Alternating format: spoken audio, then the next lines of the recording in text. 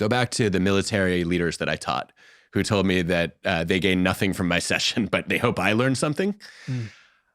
I've got a bunch of critics in that situation.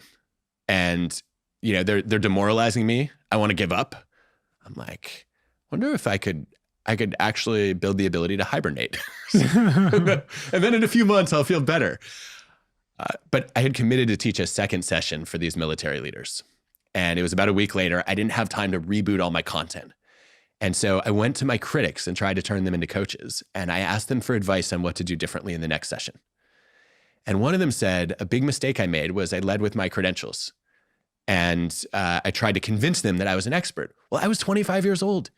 These are seasoned military leaders. They've got multi-billion-pound budgets. They've got thousands of flying hours under their belts. They've got Top Gun-style nicknames. I'm not going to convince them that I am more experienced than they are.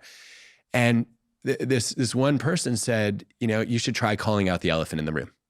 Be a little more vulnerable. So I walk in the next week. I look out at the room.